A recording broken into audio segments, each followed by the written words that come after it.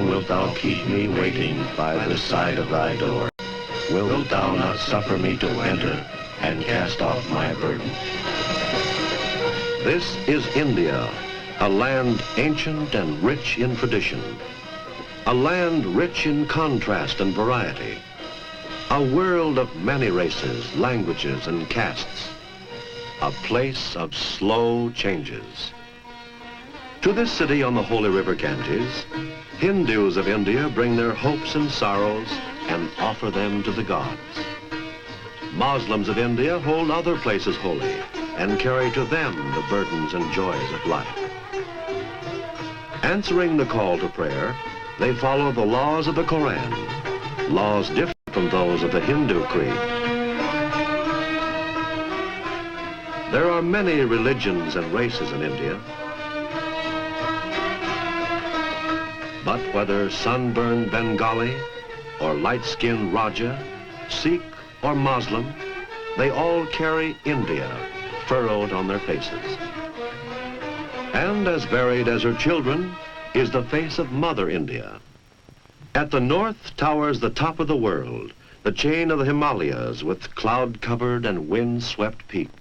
And from the mountain's rocky backbone flow the rivers, the Indus River, the Ganges, and the Brahmaputra, to mention just the largest.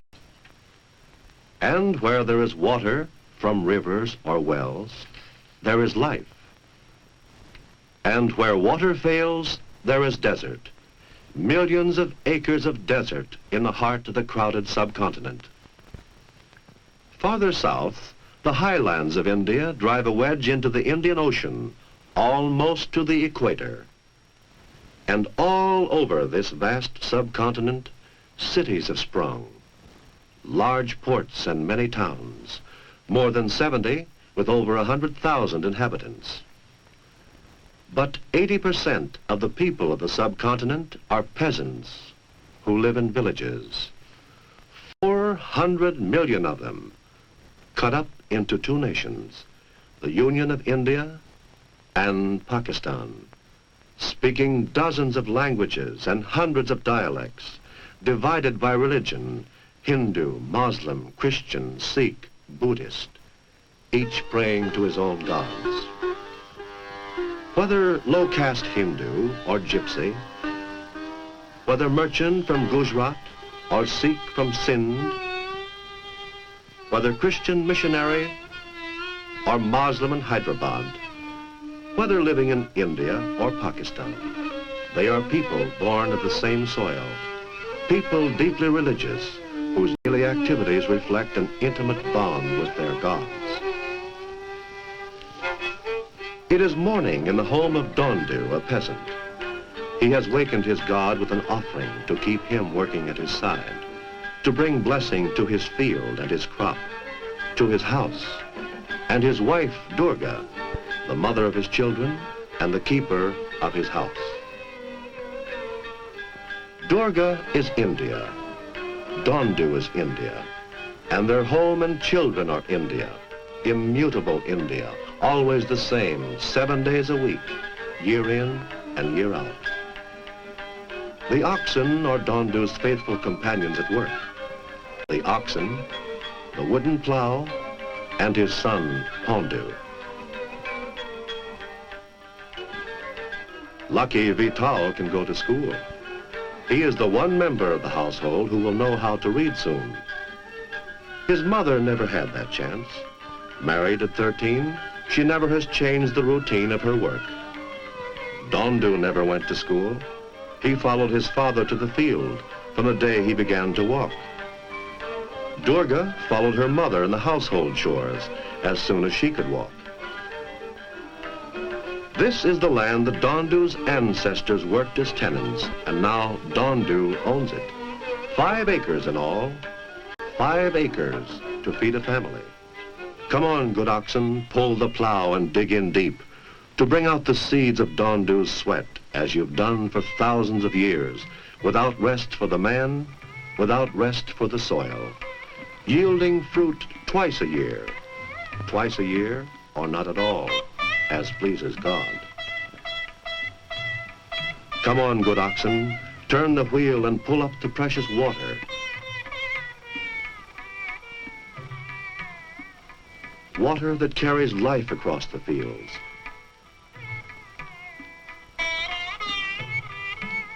Water mixed with sweat to moisten the furrows that will bear the wheat. And wheat means food for Dondu, food and income. It takes a third of a good harvest to feed the family, another third to pay the taxes, the rest to pay the debts, and usually nothing remains to provide for tomorrow. All this Dondu thinks as he follows the oxen along the familiar furrows of his field. From the distance he hears the squeaking of the water wheel, and he listens to the reassuring murmuring as it trickles down the irrigation ditches toward his fields. For in one way, Dondu's village is lucky. It has good water wells and irrigation ditches, while hundreds of villages have none. Agricultural stations offer some help and hope. They teach the villagers how to use better tools and seeds. But most peasants have no money to buy seeds or tools. No money, and often not even hope. Like these neighbors of Dondu's, their land is small, their fields are shallow and scattered. Their family is large. They cannot even afford oxen to pull the plow, so they work the land with hands. Come on, good oxen, make the furrow deep. We need the grain. For food for all of us. For taxes, lots of grain for taxes. And grain to pay the storekeepers. And grain for the offerings. And grain... Plod on, good oxen. Plod on, good people. In field and house. Here Durga, Dondu's wife, cleans and plasters the hearth with clay and cow dung. If there were more women in her household, Durga would remain in the kitchen and would not leave there until the food has been served to the men. Other women of the household would clean the yard, carry the water, and do the washing. But Durga is alone.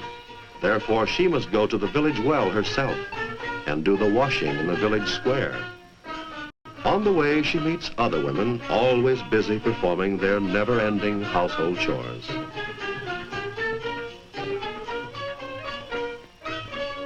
The village well is an important place for women. It is here that they hear about the coming and going of villagers, the births and deaths among neighbors, about weddings and separations.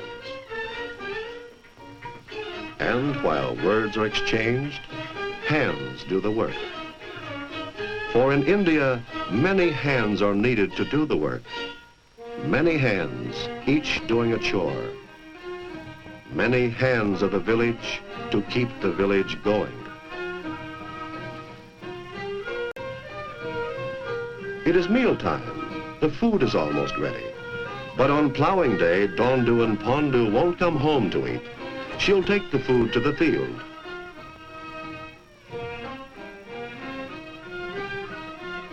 The meal is the only rest for the men since daybreak, their first escape from the scorching sun.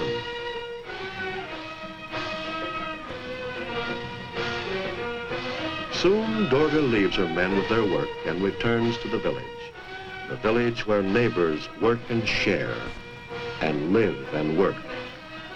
The weaver of the caste of weavers, and the brickmaker of the caste of brickmakers cutting and drying the clay, and the street sweeper, an untouchable without caste, and the water carrier filling his goatskin with water, another untouchable without caste.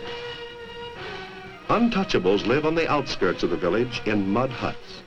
It is there that Pondu, Dondu's son, is going now to buy leather from the tanner, who is also an untouchable because he handles the skins of dead animals. Only yesterday, all untouchables were considered unclean. Now they are supposed to be equal to other Hindus. That is the new law. But traditions are hard to break. Pondu of the caste of peasants and the tanner belonging to no caste at all are in an age of changes, changes that are still in the making. But regardless of equality prescribed by law, each caste goes on providing employment and shelter only for its own, while all castes together form the Hindu society of the village, working side by side, accepting life which never changes. That is Hinduism. The village butcher, Ali, is a Muslim, and Muslims have no caste distinctions.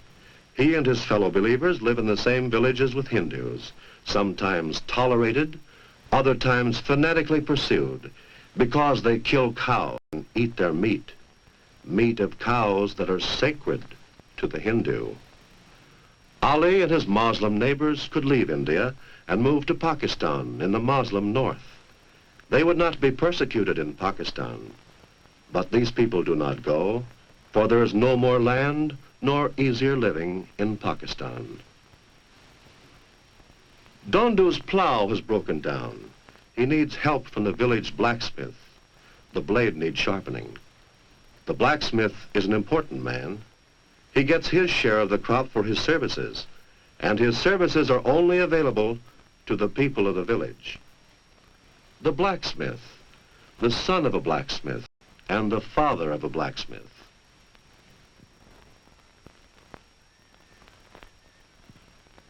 Durga has left the house to go shopping, to look around, weighing in her mind the annas and rupees of her meager budget. How much can she spare? Almost everything Durga and her neighbors need, they make themselves. But there are some goods that have to be purchased with money. There is salt to be purchased, salt that comes from faraway mines, and spices from the islands of Indonesia, and needles from Jamshedpur, or maybe from America or England, and pots and pans made with Indian hands on imported machines, for India has not yet sufficiently developed her own industries. But most important for Durga and other housewives are the cotton goods spun by Indian hands on machines that come from across the world. This piece would make a fine sari. Who knows? Maybe Dondu's brother worked on it in a mill in the town nearby. Dondu's brother attends the spindles together with other men from nearby villages. They all are farmers and sons of farmers. Their hands still show calluses from handling the plow. Here are the dyers, giving the cotton cloth the required coloring. They too come probably from within walking distance of the mill. But now they are workers in industry, some of them with union cards, many of them with confused allegiances, but all of them slowly becoming industrial workers in a complex society. They left the overcrowded villages and made more room for those who remained. Every factory in India is a small vent which relieves the heavy pressure on the land. And every mine absorbs manpower from the land, every coal pit, every quarry, wherever wealth is extracted from under the soil. And the soil of India is rich deep under its surface with coal, iron, mica, manganese, chromium, magnesite, oil. And as more mines are opened, more men will move away from the crowded fields. In the hot sun, the sons of peasants turn to mining and get their daily bread out of the soil of India. Meager bread, nevertheless bread for survival. Meager bread until the tools become better and more abundant in factories, in mines, and on the fields. The season of merciless dust and heat has come. Whether miner or farmer, man or animal, they all suffer. They suffer and fear. They fear and wait and watch. They watch the clouds and check the sky for the rains to come in time to drench the soil and bless the seeds and give them bread. Will the rain come in time? Will the wells fill up again? Will the ditches flow with the precious water? From the city and from agricultural stations, men come to speak to the villagers. The village listens to the men from outside, but their thoughts are centered on the rain, on the rain and the harvest that it will bring if it comes in time, and the misery that it will leave in its wake if it comes too late. They all look to the east from where the clouds are beginning to stream inland from the moist sea.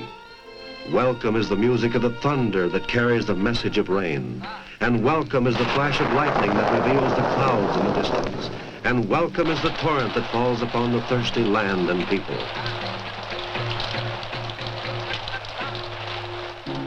Beat your anvil, blacksmith, and forge new plows. Stock your shops, merchants, with better things for all. The rain has come. Blow your tiny torch, artisan. Build your castle, silversmith. Hammer your silver, worker. Weave your silken threads, carpet maker. Loom your belt, weaver. Keep alive the patterns of India's ancient arts. The rain has come and brought us new hopes. Hopes of a better tomorrow, with more schools to drench the thirst for knowledge, with education helping to break the shackles of caste and prejudice, with new tools helping to increase the yield of the land, with a prayer fulfilled and the song of liberation come true. Glory to the motherland, richly watered, blessed with bounty, nestling in the cool shade of the wood, covered with the green of crops, my motherland.